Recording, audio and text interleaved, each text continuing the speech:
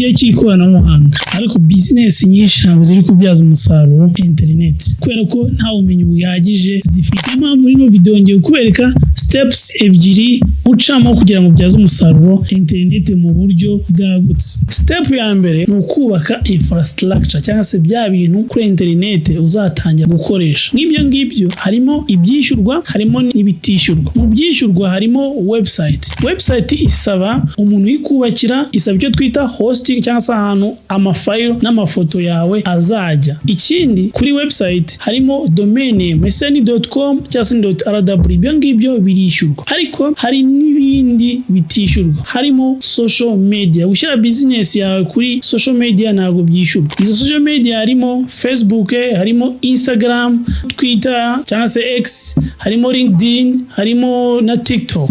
Ikindi kitishyurwa harimo Google profile cyangwa se gushyira business yawe kuri Google kugira ngo abantu nibagira ikintu basacinga muri Google bazabone business yawe. Nk'urugero, ushobora kuba ufite business ikora amasuku mu ngo. Niba ari umunyamahanga uvuye hanze azaza muri Google yandikemo wenda cleaning company i Kigali. Icyo gihe niba warikize kuri Google profile biroroshye cyane ko uzagaragaramo muri Google akaba yaguhamagara. Ubwo ni uburyo butishyurwa. Ariko akenshi abantu mu buryo babikoresha social media babikoresha nabi. Usanga ikosa rya mbere abantu bakora mu gukoresha social media ni ugushaka gukora social media zose. Mu by'ukuri ntabwo business yawe yafitinga mu social media yose. Business yawe ifite social media runaka bihura. Ikindi ntabwo ushobora kuba expert kuri social media zose. Iyo rero ukoze social media zose hariyo uri muratakazamo imbaraga bitari ngombwa. Ni byiza ko ugira social media nkeya akaba ariho ushyira imbaraga zawe zose. N'urugero, niba business yawe iyibanda ku rubyiruko, ku bantu bakiri batoya, birumvikana ko uzibanda kuri Instagram, ukibanda kuri Facebook, ukibanda no kuri TikTok. Niba business yawe irimo iribanda kuri bano bantu bakuru, bano bantu baba CEO n'abandi bantu bakomeye na business iri hejuru, birumvikana ko uzibanda kuri social media ya LinkedIn. Niba urimo urubaka trust cyangwa se icyizere mu bantu, birumvikana ko uzibanda kuri YouTube. Kuko YouTube niho ugenda ugakora content ndende, ugasobanura ibintu uko business yawe ikora, nk'uko ntabwo turimo turabikora. Abantu benshi rero iyo bamaze gukora iyi step ya mbere, bamaze kubaka imbuga nkoranyambaga, bafite website, bafite ama social media ameze neza, bibwira ko bamaze kugerayo. Mu by'ukuri iyo umaze kugira ibi bintu kuri internet ni nkaho ufite office nziza, nkaho ufite office irimo ibintu byose bikenewe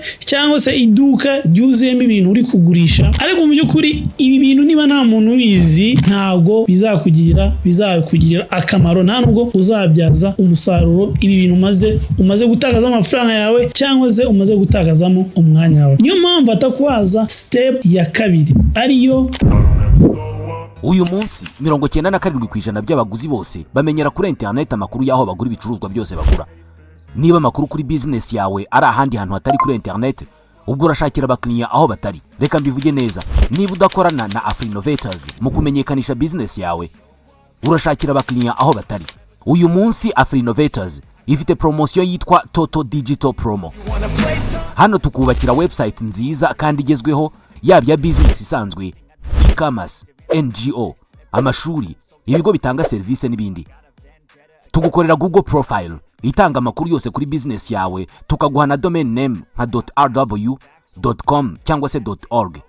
Ikiruta byose ariko tukwinjiriza muri HUZA.RW. Uru ni urubuga rufasha business zo mu Rwanda kuboneka ndetse no kumenyekana kurushaho. Aha ni abakiriya bashya bashobora kukubona. Niba ibi byose ubifite kuri HUZA.RW, tuguhigerageza cyangwa se trial y'amezi 3 nta kiguzi. Gushyiraho business yawe ku buntu. Urashaka gutangira? Hamagara cyangwa wandika ubutumwa kuri WhatsApp kuri 07 85 73 70 cyangwa usure y3.huza.rawa. Wanadusura aho dukorera i Nyarugenge mu mujyi mu nyubako ya TCB mu muryango nimero F1B inyuma ya Centenary House, ni hafi ya Simba Supermarket. kwamamaza ibintu byawe, ugiye gutangira kubyamamaza kuri internet, aribyo bita digital marketing. Muri digital marketing hazamo ibice bibiri, hari kwamamaza kuri internet by'ubuntu, hari no kwamamaza kuri internet bisaba kwishyura. Kwamamaza kuri internet by'ubuntu ni ukuvuga ngo niwe ugiye gutangira kugira ute kubyikorera, gupostinga bihoraho, gusharinga mu WhatsApp group, kuba wakandika inkuru kuri website yawe, mu by'ukuri ari wowe uri kubyikorera. Icyo gihe ntabwo bigusaba ikiguzi na kimwe. Ubundi buryo bwishyura ni uko bashaka umuntu uzobereye mu izi mbuga nkoranyambaga akagufasha kwamamaza cyangwa se gukoresha neza izi mbuga nkoranyambaga. Nuvuga ngo uyu muntu ushobora kumwishyura kuri task wamuhaye cyangwa se ukamwishyura buri kwezi, biterwa n'ubushobozi naho business yawe imaze kugera. Ubundi buryo bwishyura nibyo bita, mujya mubyumva babyita ku boosting. Hangaha ni igihe wishyura udufaranga dukeya zino mbuga nkoranyambaga nka Facebook, mu byo twita Facebook ads, Instagram ads, LinkedIn ads, zikajya zikwamamariza. Mujya mubona yo uri nko kuri social media ukabona hari ibintu uri kugenda ucaho bisa neza n'ibyo wari urimo urashaka kuri internet. Mu by'ukuri hari abantu babishyuye zino mbuga nkoranyambaga kugira ngo bakwamamazeho ibyo bintu. Nawe rero muri business yawe ushobora gutangira kwishyura Facebook cyangwa se Instagram cyangwa se Google, bagatangira bagacisha amatangazo yawe ku izo mbuga nkoranyambaga mu bantu bari gushaka ibintu ufite. Ibi ngibi birahendutse cyane ugereranyije no kujya kwamamaza kuri za televiziyo no ku maradiyo. Ubusanga guhera ku 5,000 ushobora kwamamaza kwa zino mbuga nkoranyambaga, ariko ntiwagenda 5,000 kuri televiziyo cyangwa kuri radiyo ngo bigukundira. Ubundi buryo bwo kwamamaza za social media zawe ya business yawe kuri internet no gukorana n'icyo bita aba social media influencers. Bano bantu bazwi ku mbuga nkoranyambaga bagatangira bakakwamamariza za social media zawe, bya bicuruzwa byawe, ya website yawe, ya business muri rusange, batangira bakagira ute bakayamamaza. Abari ba bantu bubatse izina kuri internet bakurikirwa n'abantu, bizerwa n'abantu cyane. Iyo abantu bavuze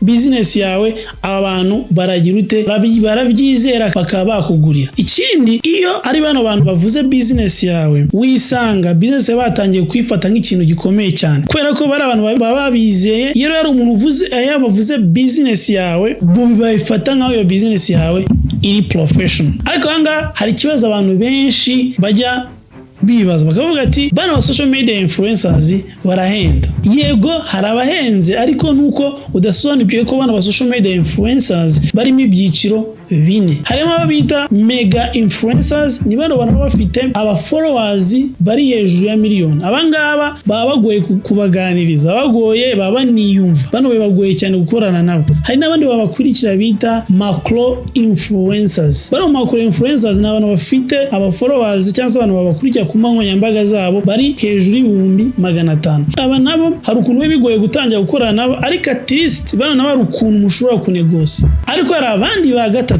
bita micro influencers, n'abantu bafite ababakurikira ku mbuga nkoranyambaga bari hejuru y'100,000. Abangaba rero abari ba bantu mushobora kunegotiatinga kandi baba bashobora kugera ku bantu benshi cyane. Hari n'abandi bari munsi yabo, abo bita abanano influencers. Abanano influencers ni ba bandi bari munsi y'100,000. Abangaba ni ba bantu ayo umuhaye yose arayafata kubera ko nyine abatarayumvisha ko afite abantu yatangira kubyaza umusaruro. Ariko mu by'ukuri bano bantu nabo bashobora kugufasha kwamamaza business.